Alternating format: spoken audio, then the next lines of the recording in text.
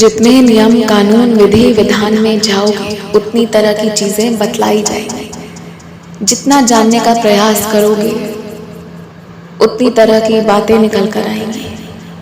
और कभी कभी शायद तुम्हें ऐसा भी महसूस करवा दिया जाए कि आज तक तुमने कुछ सही किया ही नहीं, एक भी पूजा सही नहीं की।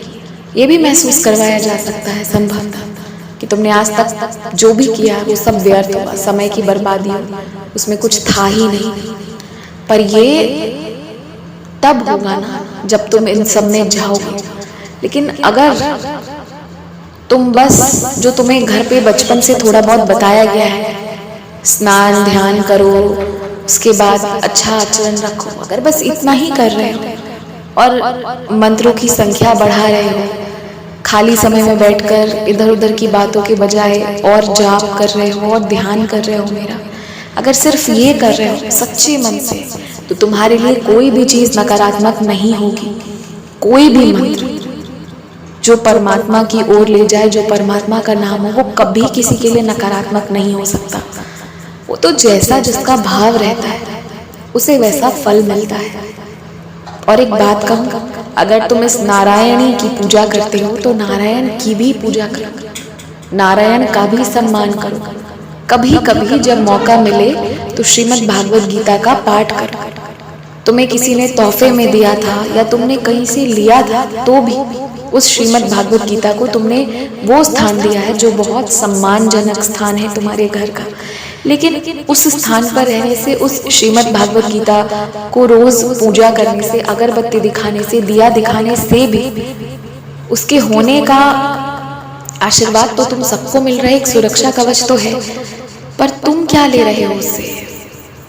कुछ भी नहीं लिया है। तुम्हें वो श्रीमद् भागवत गीता जी से पाठ करना चाहिए।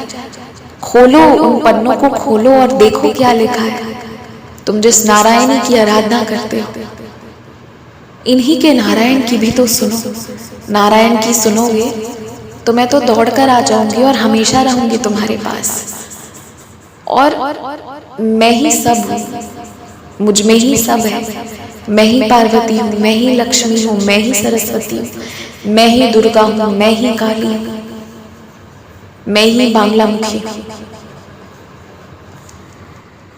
सब कुछ तो मैं हूँ। तो जिस क्षण तुम मेरा जयकारा लगाते हो, एक साथ अनेकों दरबार में हाजिरी लगाते हो और वो अनेक दरबार सब मिलकर एक ही दरबार हो जाते हैं। यही बात है। अब सुनो मेरी बात। हो सकता है कभी तुम्हारी इच्छा हो जाए कि मैं ज्वाला माई के दर्शन को जाऊं, कभी इच्छा हो जाए कि मैं कामाख्या देवी के दर्शन को जाऊं, कभी इच्छा हो सकती है मैं वैष्णो देवी जाऊं, कभी तारा माँ के दर्शन, तो कभी ये तो कभी वो, कभी ऐसा कभी वैसा। जब इच्छा हो तब अपनी आंखें बंद करना और मन से ही दर्शन करना। अभी मुझे लगता है कि तुम्हें अपने काम पर ध्यान देना चाहिए और परिवार के साथ जहाँ हो वहीं खुशी से रहना चाहिए।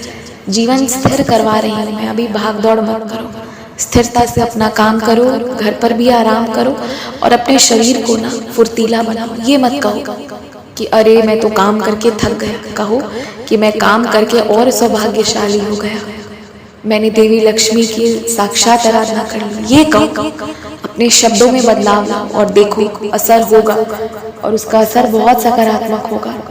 ये भी देख लेना। खुश रहो।